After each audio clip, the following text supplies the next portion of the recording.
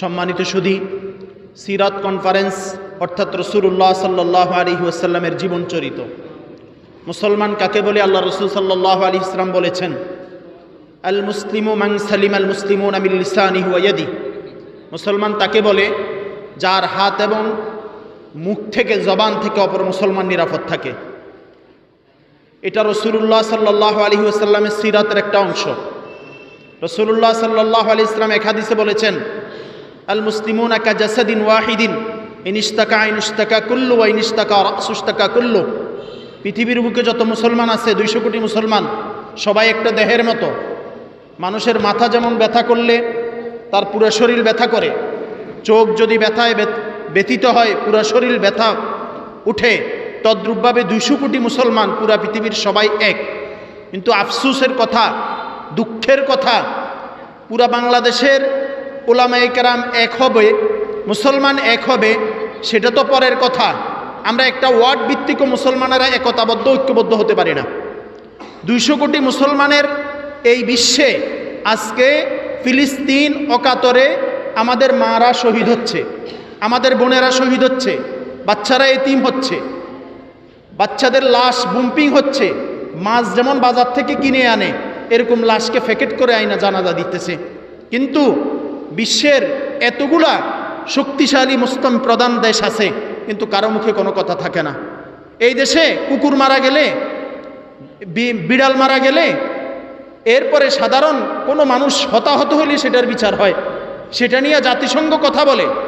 কিন্তু আফসোসের জায়গা এটাই, এই গাজা, এই ফিলিস্তিন আমাদের, এই বাইতুল মুকাদ্দাস আমাদের, এই মক্কা আমাদের, এই মদিনা আমাদের, এরা আমাদের মুসলমান ভাই বোন, এদেরকে অকাতরে শহীদ করা হচ্ছে।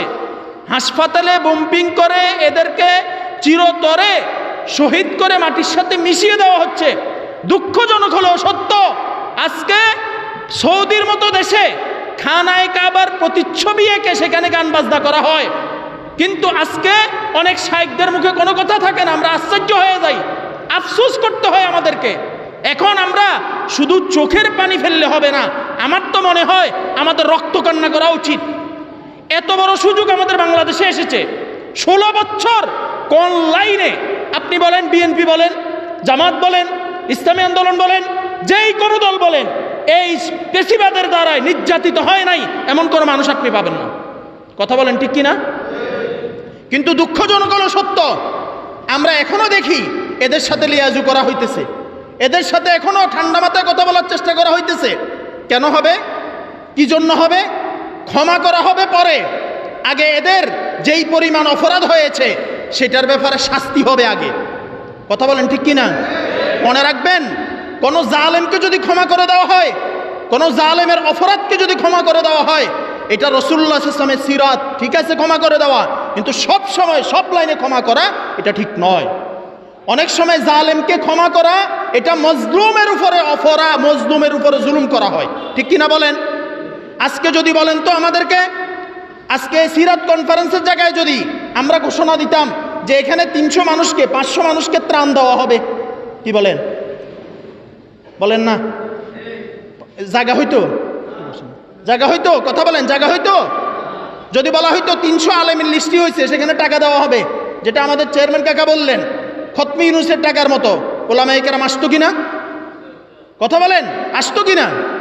কিন্তু দুঃখজনক হল সত্য, সিরাত কনফারেন্স রাসূলুল্লাহ সাল্লাল্লাহু আলাইহি ওয়াসাল্লামের জীবন নিয়ে আলোচনা হচ্ছে, সেখানে আমরা কথা বলতেছি না।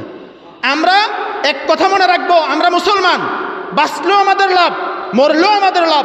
রাসূলুল্লাহ সাল্লাল্লাহু আলাইহি ওয়াসাল্লাম তো বলেছেন, কোন ইমানদার মুসলমান যদি যুদ্ধের শাহাদাতের তামান্না কলিজায় রাখে আর সে যদি বিছানার ভিতরে মারা যায়, আল্লাহ সুবহানাহু ওয়া তাআলা তাকে শাহাদাতের মর্যাদা দিবেন। সুবহানাল্লাহ।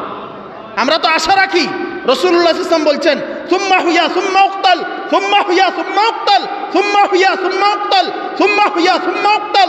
রাসূল সাল্লাল্লাহু আলাইহি ওয়াসাল্লাম 10 বার বলেছেন।